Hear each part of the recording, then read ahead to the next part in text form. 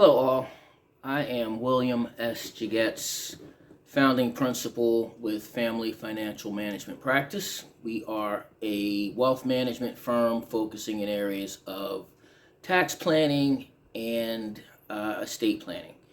Here on the YouTube channel, we discuss issues around legacy planning for art collectors and artists. I want to give a shout out to this artist. This work is by an artist, Sydney Kane. Sydney's out of the Bay Area. Currently, though, she's at Yale working her MFA. So kudos to Sydney Kane. I hope to be adding another one of hers to the collection soon. On our last video, we had a guest, Crystal Oliver Hines. She's the insurance specialist and CFO with the Marvel Agency, and she shared some incredible information about protecting our art collections with insurance. And it was very insightful, got a lot of good response. I'm going to be inviting her back to answer some of the more specific questions that have come up since her previous visit. So please like, subscribe, and set the alerts because I don't want you to miss that. Today we're going to talk about conservation and preservation and restoration. So art is by its nature a high maintenance artifact. It's going to require attentive care to ensure that it's long-term viable. We expect art to last a long time, and often it's made with materials and nobody was thinking about whether or not they're going to last 100 years. Inks, paper, paint, etc.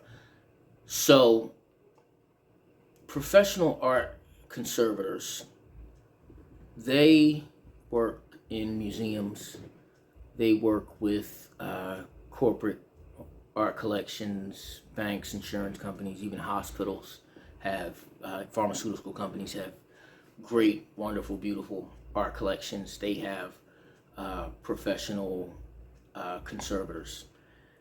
Universities obviously have professional or seek the services of professional conservators. Most of us, you and I, can't do that.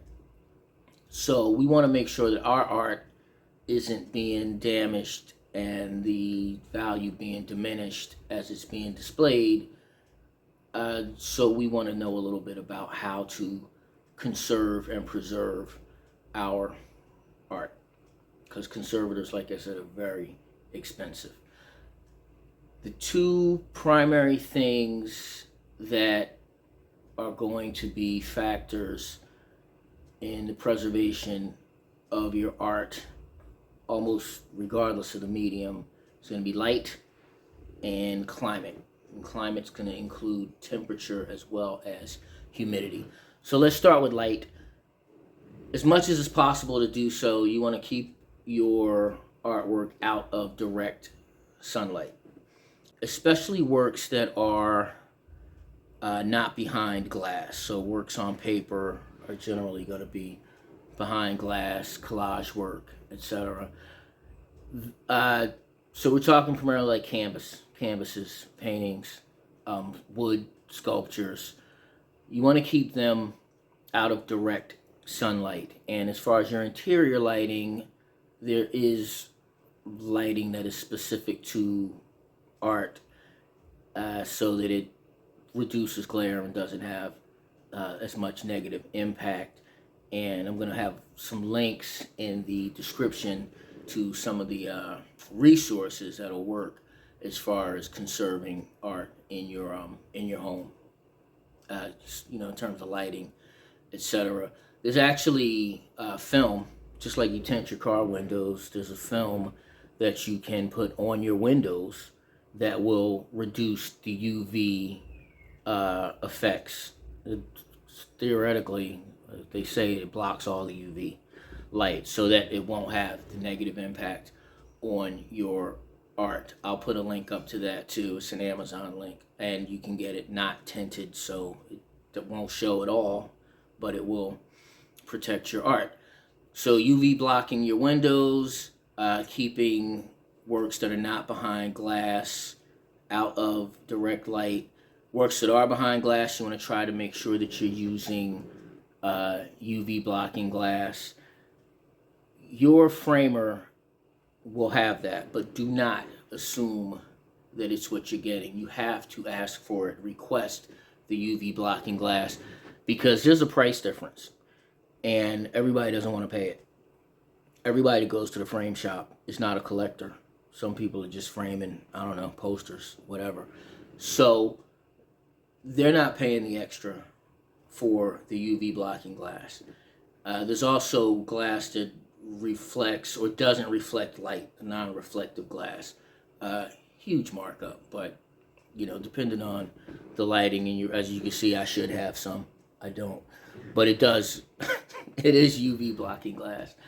So get that, and don't assume because it's a framer that you like and they do really good work that they're using the UV blocking glass. Ask for it. It's a little bit more expensive, but it's way less than having to watch the value of your art diminish, the beauty of the art diminish, or paying for a restoration, which we're going to get to in a bit. Now, the other thing we said is climate. So, temperature. Museums, galleries, art storage, they generally keep it somewhere between 68 and 72 degrees Fahrenheit. That is optimal temperature range. That's not hard because that's where most of us live anyway. Same with humidity, between 40% and 60% humidity. That's a pretty sizable range. And again, that's where most of us live anyway. Now, the challenge is this. It's not so much the specific temperature or the specific humidity. If it's in that range, you're fine. The problem is variation. So as temperatures rise and fall, if you're getting a lot of up and down in your temperature, if you're getting a lot of up and down in your humidity, then what's happening is canvases, wood, paper, most materials that art is printed on or placed on, they expand and they contract with the change in temperature and humidity. That's just science, we all know that. Paint and ink don't expand and contract. So the surface underneath is moving and the layer on top is not moving, and that's going to cause separation. That's when you get cracks, that's when you get buckling, etc. So while the temperature is easy and the humidity is easy seemingly, what happens is you get changes. So it's hot, and then you open a window, and then you close the window. These changes in temperature and humidity are what's going to cause the problem. So even if you are between 40% and 60% consistently, if you're going from 40% to 60%, you are damaging the art, and its long-term viability is coming into question. So stability is the big thing that you want. You don't want wide fluctuations, even nominal fluctuations. To the extent that you can avoid those, please do so. And we do it. You come in, it's cold outside, you come into your house, you come into the room, and you turn the temperature up to 80, which is ridiculous. But then when it gets there, you're hot, and you turn it back down to something that makes sense. That's just people living like people, and it makes you comfortable. It's not doing good for your art. So please be careful with that. Maybe the ante room where you come in, into or out of the house or the apartment is not the best place for some of your best things. Maybe they should be in rooms that have more stable temperature. You sort it all out. But having this information is going to help you to make those decisions. You want to establish a dialogue too with your artists, with your gallery, with if the artist is posthumous, then you want to see what relationship or dialogue you can get with their estates. As far as the materials, that they use, because specific materials are going to have perhaps specific concerns. Collage work, I'm big on collage, I love it, and assemblage, and I was just at a show, there was a lot of like cowrie shells and things like that added. All that has adhesives, so adhesives are going to really respond different than paint. Japanese paper is going to respond different than handmade paper made from pulp, or however they do that. So a wood is going to, have a different response depending on how old the wood is, what kind of wood it is. So these are things you want to know, and to the extent that it's reasonable, respond to those factors in terms of your climate, your interior climate, and humidity where your art is displayed. The most important thing is that you take care of it. Know what take care of it means and what it looks like. So you can't avoid this thing or that thing because it might be fragile. Just, get the art that you love and take care of it. Even if you take care of it, if you do a great job, after 100 years or whatever, it will require some restoration. Art restoration is a big deal thing. I'm going to put a link in the description to a video where you can actually watch that process. I want you to appreciate that this is not a do-it-yourself thing. You cannot take some paint that looks like it matches and fill in those cracks. Don't do that. Artists are not art restorers. Overpainting is not restoration. So even if you have a very talented artist, you shouldn't be asking them to touch over these colors, or this piece that's faded, to do that. Or I've actually seen someone had a seamstress take a needle and thread to a ripped canvas, and that's bad. So one, it's going to impact the value of your art if you have bad restoration. Two, it's going to impact the aesthetic of the art. You can't appreciate the thing if your eye is drawn to the scar. And that's basically what that is. If you have a bad restoration, there's a scar. And no matter how beautiful the work is, you're looking at the scar. You don't want that.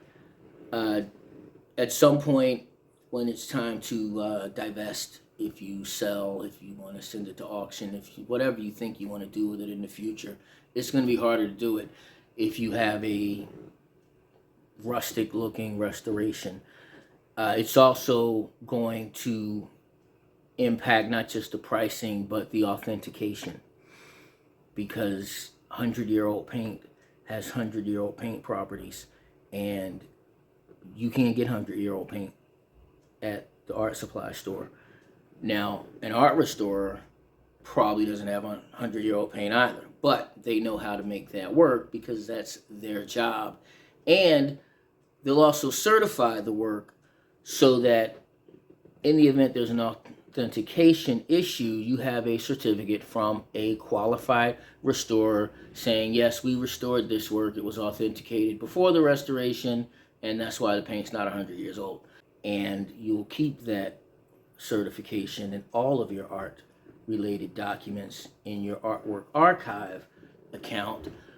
They are our affiliate partners, and the program that they have is incredible, super inexpensive. I don't know how they do it, but all your art collection, all the information relative to it, all the documents that go with it, check that out. There's a link for that in the description. Artwork Archive. If you're a collector, if you're an artist, if you're a gallery, if you're a dealer, you want to have a look at Artwork Archive.